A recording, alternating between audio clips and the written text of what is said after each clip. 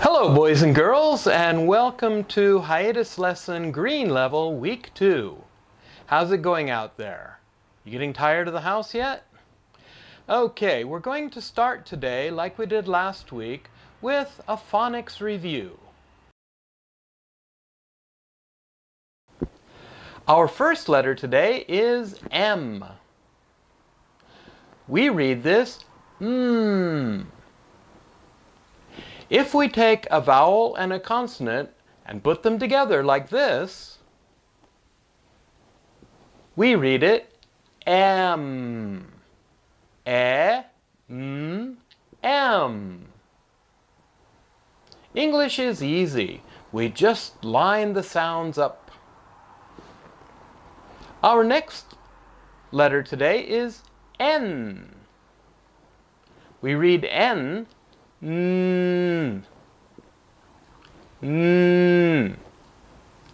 Notice the difference between and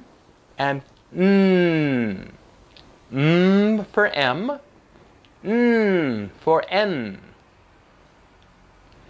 Again, if we line them up,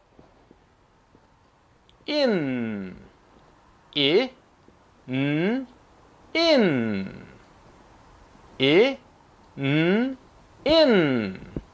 Easy. Next, we're going to look at S. We read S.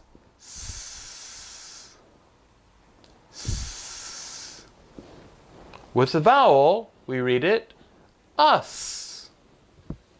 Us.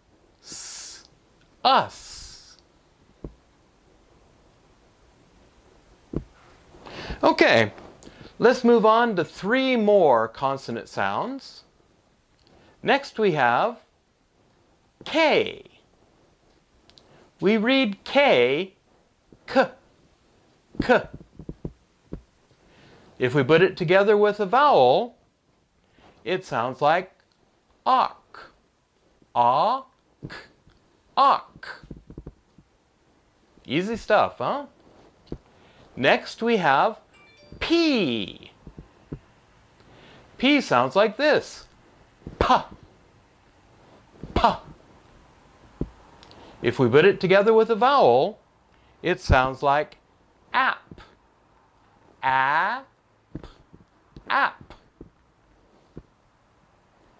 And finally, the letter T. T sounds like t. If we put it together with a vowel, we say et.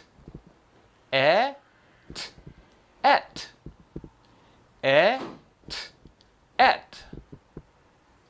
Easy stuff. Okay, next we have a puppet show conversation. Mom, can I go out to play? Did you finish your homework? No, not yet. Well, hurry up and do it. Okay. Let's watch it again. Mom, can I go out to play? Did you finish your homework? No, not yet. Well, hurry up and do it. Okay. This time, you take the part of Mom. Mom, can I go out to play? No, not yet. Okay. Let's try it one more time with no hints. Mom, can I go out to play? No, not yet. Okay. This time you take the part of Jenny.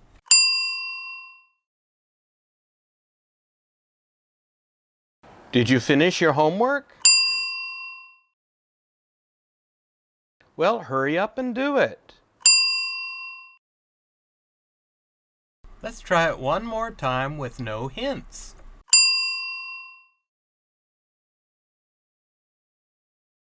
Did you finish your homework? Well, hurry up and do it. And finally today, we're going to continue our sentence diagramming exercises. Welcome to Hiatus Lesson, Green Level, Sentence Diagramming Week 2. Sentence diagramming may be a bit advanced for elementary school students, but it is an excellent way to understand how English is constructed. Today, we're going to continue where we left off last week. Every word in an English sentence is like a tool in a toolbox. Each word serves a purpose. Sentence diagramming helps you understand the purpose of each word in the sentence. We are adding one word to our noun-verb sentence. The noun-verb-noun sentence. Remember, a noun is a person, place, or thing. A verb describes an action. In our new sentence, our first noun is the subject, shugo, of the sentence. Then we have the verb, doshi. Finally, we have our second noun. This noun is the object, mokutekigo. The object tells us what the verb acts on. Cows eat grass. In this sentence, cows is the subject, eat is the verb, and grass, what the cows eat, is the object. Let's diagram the sentence. First, you draw a line. On the left side, you write the subject, cows.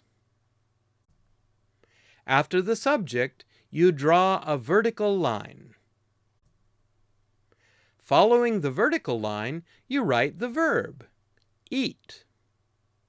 Then you draw a short vertical line.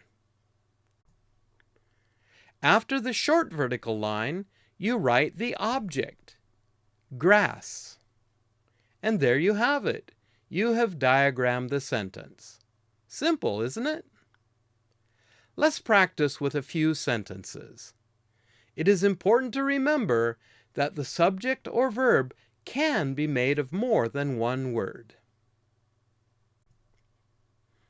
Children are playing tag. Okay, so which of these words is the subject? Which is the verb? And which is the object?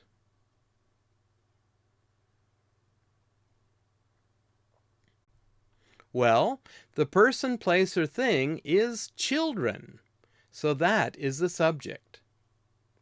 Are playing describes the action, so that must be the verb. Tag tells us what the children are playing, so that must be the object. Okay, now we have more words. What is the subject? What is the verb? What is the object?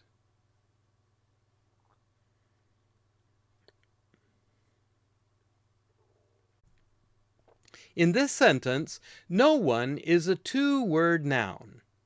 It describes a person, so it must be the subject. Will understand is a future tense verb which uses two words. What do they drink? Milk. That is the object. Next, I'd like you to practice diagramming some simple sentences. Take out a notebook and pencil and diagram these 5 sentences. I'll give you 20 seconds for each sentence. If you need more time to think, pause the video until you finish. By the way, if you don't understand any of the words, please pause the video and check the meaning in a dictionary. Number 1.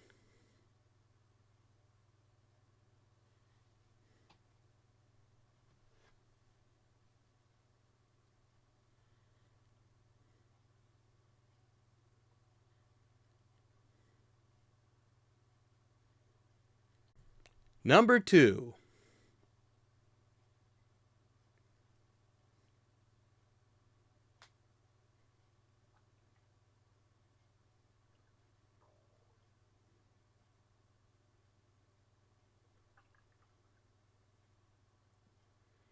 Number 3.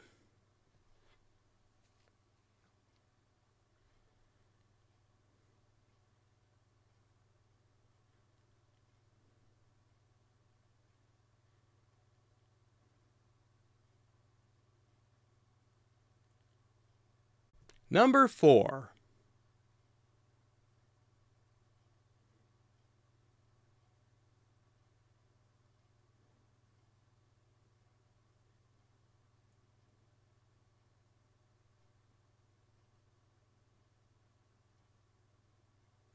And number 5.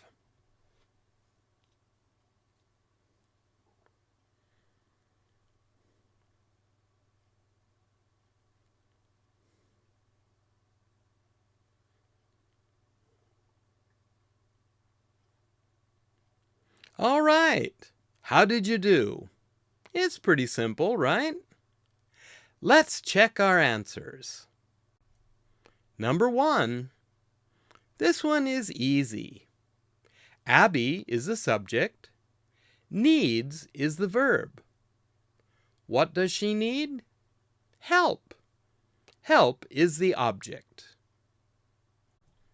Number 2. This one's also simple. I is the subject. Love is the verb.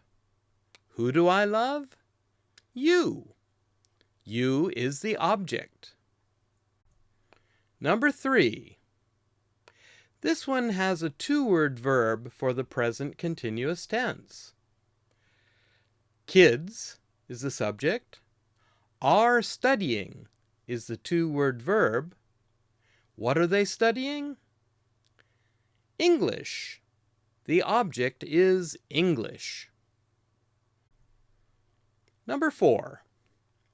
You remember from last week that we used two-word verbs in questions in English, and that the subject goes between the two words of the verb.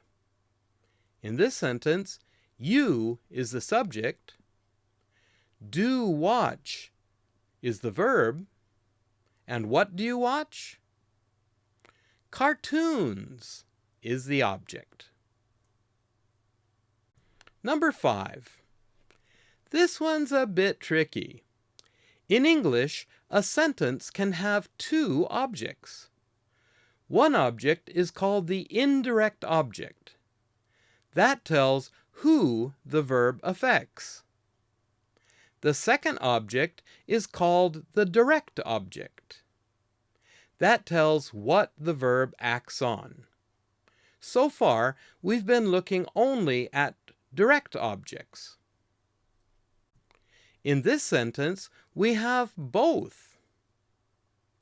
The subject is she. The verb is gave. Who did she give something to? Well, she gave it to Rick, the indirect object. What did she give? She gave presents, the direct object. Remember, the indirect object comes before the direct object.